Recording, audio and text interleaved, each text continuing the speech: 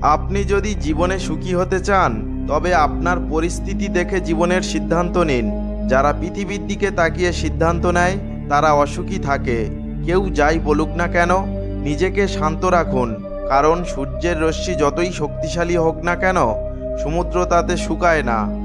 একজন অভিযোগ করল, হায় ভগবান, আমি অনেক কষ্টে বাসা বানিয়েছিলাম, আপনি ঝড় পাঠিয়ে আমার বাড়ি ধ্বংস করে দিয়েছেন। উপর থেকে আওয়াজ এলো, একটি সাপ আপনার বাসাতে আপনাকে খেতে এসেছে, তাই আমি একটি ঝড় পাঠিয়েছি যাতে তুমি জেগে উঠবে এবং উঠে যাবে এবং যাতে আপনার জীবন নিরাপদ হয়। শত কষ্ট থাকার পরেও ঈশ্বর আমাদেরকে বিপদ থেকে রক্ষা করেন। আপনি যদি মনে করেন যে ঈশ্বর আপনাকে সমস্যায় নিয়ে এসেছেন, তাহলে বিশ্বাস করুন তিনি আপনাকে কষ্টের বাইরে নিয়ে যাবেন। মনের কষ্টের কোনো শেষ নেই, তাই অন্যকে অভিশাপ দিয়ে কোনো লাভ নেই।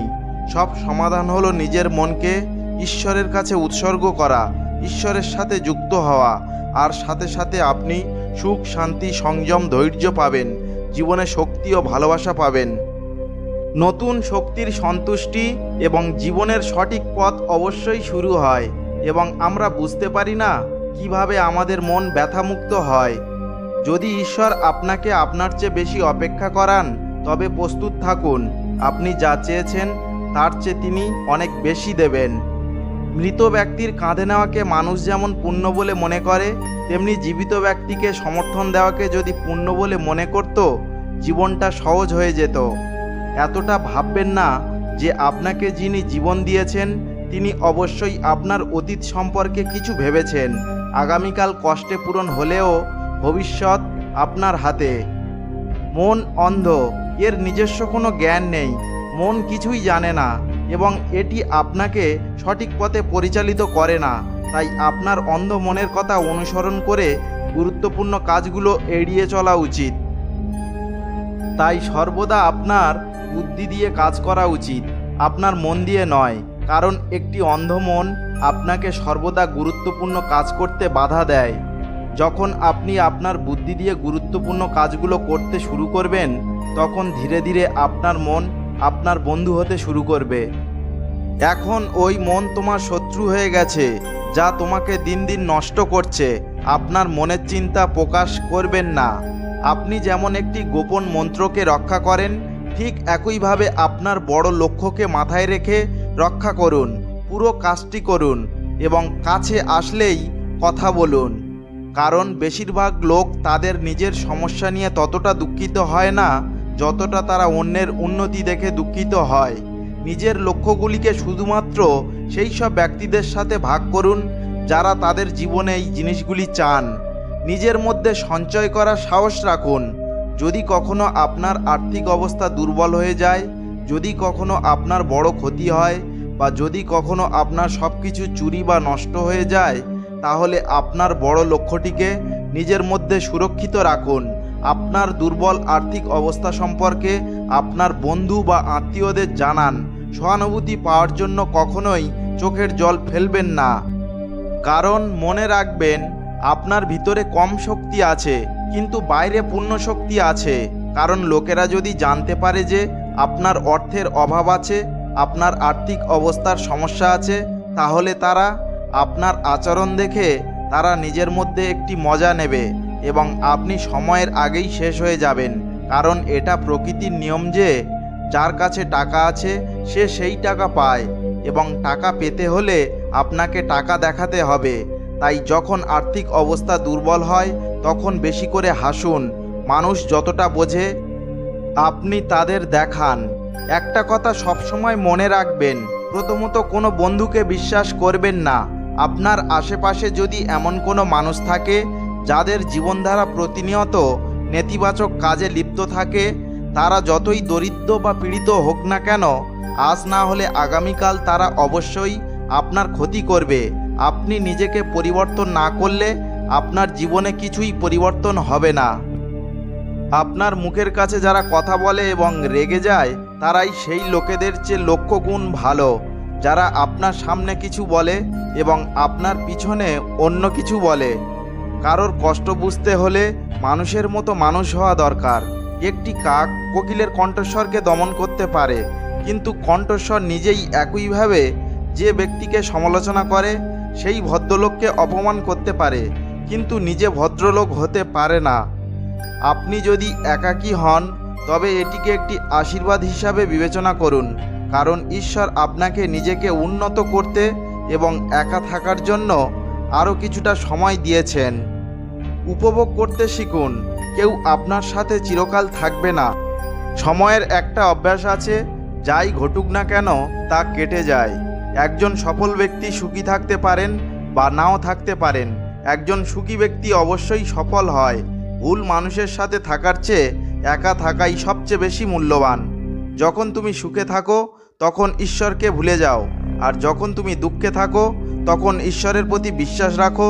যারা তোমার অস্তিত্বের মূল্য জানে না তাদের ছেড়ে যাওয়াই ভালো। পৃথিবীর প্রতিটা কাজ যদি মানুষের দ্বারা সম্ভব হতো তাহলে আমার অস্তিত্ব থাকতো না। যেখানে তোমার যাত্রা শেষ সেখান থেকেই আমার অর্থাৎ ঈশ্বরের কাজ শুরু। একটি শিশু কি খাবে, কি পান করবে তার মাই খুব ভালো জানে, আর কি দিতে হবে না ভগবান স্বয়ং দেখেন।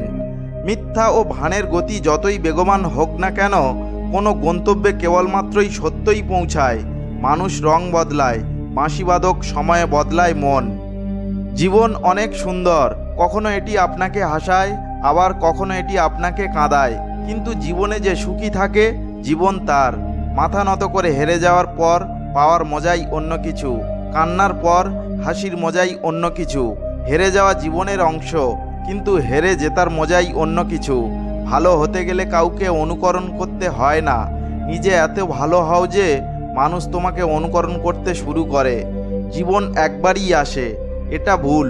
মৃত্যু একবারই আসে, জীবন প্রতিদিন আসে। যেদিন তুমি নিজের হাসির মালিক হবে কেউ তোমাকে কাঁদাতে পারবে না। যদি চাও তবে দান করো, কারণ ঈশ্বর তোমাকে দাতার মধ্যে রেখেছেন, চাওয়ার মধ্যে নয়। মনে রাখবেন, ভালো সময় দেখতে হলে খারাপ সময়ও সহ্য করতে হয়। সবার সেবা করো, কিন্তু কারোর কাছে আশা করো না, কারণ সেবার প্রকৃত মূল্য একমাত্র ঈশ্বর দেন।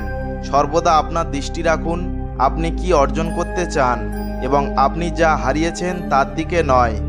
পিতা মাতার চেয়ে বড় কোনো উপাস্য নেই, এটাই জীবনের সবচেয়ে বড় গুরুমন্ত্র। আপনি যদি অন্যকে খুব বেশি সম্মান এবং সময় দেন, লোকেরা আপনাকে একজন নিঃস্ব ব্যক্তি হিসাবে বিবেচনা করতে শুরু করবে। যদি আপনার পিছনে আপনার সম্পর্কে কথা বলা হয় তবে ভয় পাবেন না, কারণ এটি শুধুমাত্র তাদের সম্পর্কে যাদের কিছু বলার আছে। মনে রাখবেন, চাওয়ার মাধ্যমে কখনোই সফলতা পাওয়া যায় না। সফলতা পেতে হলে নিজেকে কঠোর পরিশ্রম করতে হবে। ছোট ছোট ভুল হারতে চেষ্টা করুন, কারণ মানুষ পাহাড় থেকে নয়, ছোট ছোট পাথর থেকে হোঁচট খায়। নিজের ভুল স্বীকার না করলে আপনি কখনোই একজন ভালো মানুষ হতে পারবেন না। সর্বদা সত্যকে অনুসরণ করুন, সম্মান এবং সম্পদ নিজে থেকেই আসতে শুরু করবে। অহংকারে নিমজ্জিত ব্যক্তি না নিজের ভুল দেখে না অন্যের ভালো দেখে। জীবনে যত কঠিন পরিস্থিতি আসবে আপনি তত শক্তিশালী হবেন, এবং আপনি যত বেশি শক্তিশালী হবেন জীবন তত সহজ হবে। এটাই জীবনের নিয়ম। মনে রাখবেন, যুদ্ধ করে অপমানের প্রতিশোধ নেওয়া যায় না। ভালো কাজ করার কথা ভাবলে আজই করুন। শুধু এটা মনে করুন যে আমাদের একসাথে থাকার সময়। যে প্রতারণা করে তার চেয়ে বড় শত্রু আর কেউ হতে পারে না। মনে রাখবেন, যে স্পষ্ট কথা বলে সে তিক্ত কিন্তু বিশ্বাসঘাতক নয়। আপনার খারাপ অভ্যাস ত্যাগ করুন। জীবনযাপনের দুটি উপায় আছে, একটি হলো আপনি যা পছন্দ করেন তা অর্জন করা, এবং অন্যটি আপনি যা করছেন তা পছন্দ করতে শেখা। কোনো জিনিস পাওয়ার আগেই মূল্য থাকে, এবং একজন ব্যক্তির মূল্য হারিয়ে যায় দেওয়ার পরে। যে কোনো অপমানের জবাব এত সম্মানের সাথে দিন যে অন্য ব্যক্তিও বিব্রত হয়। আপনি কখনোই আপনার সমস্যা এবং অসুবিধাগুলি দূর করতে পারবেন না যতক্ষণ আপনি অন্যকে দায়ী করবেন। যতটা পারেন শুনুন, যতটা পারেন কম কথা বলুন। এই জন্যই হয়তো ঈশ্বর আমাদের দুটি কান এবং একটিমাত্র মুখ দিয়েছেন। বারবার ক্ষমা করো, কিন্তু বিশ্বাস করো একবার। জীবনে কাউকে এতটা বেশি গুরুত্ব দিও না যে মুখ থেকে হাসি কেড়ে নেয়। আপনার জীবনের সমস্যাগুলি কারোর সাথে শেয়ার করবেন না, কারণ 80% মানুষ সমস্যাগুলিকে গুরুত্ব দেয় না। সফলতা কেবল তারাই পায় যারা সময় ও পরিস্থিতিতে কাঁদে না। সর্বদা আপনি কি অর্জন করতে চান তার দিকে চোখ রাখুন, আপনি যা হারিয়েছেন তার দিকে নয়। কোনো কিছু নিজে থেকেই স্থায়ী নয়। খুব বেশি চাপ দেবেন না, কারণ পরিস্থিতি যতই খারাপ হোক না কেন পরিবর্তন হবেই সময়ের সাথে সাথে। অনেক কিছুই পরিবর্তন হয়, মানুষ, মত ও অনুভূতি, কখনো আমরা নিজেও। তুমি আজ যা করছো তোমারও তাই হবে, এটাই নিয়তি। নিয়ম হলো কারোর হতে হলে কারোর অভাব হয়। কেউ প্রয়োজন পূরণ করতে পারে কিন্তু কারোর অভাব পূরণ করতে পারে না। আপনার যদি কোনো শত্রু না থাকে তার মানে আপনি সেই সব জায়গায় নীরব ছিলেন যেখানে সত্য কথা বলা খুবই জরুরি ছিল। দুর্বল মানুষের সাথে কিছু গভীর সম্পর্ক থাকে যারা খেলার মতো বিশ্বাস ভাঙে।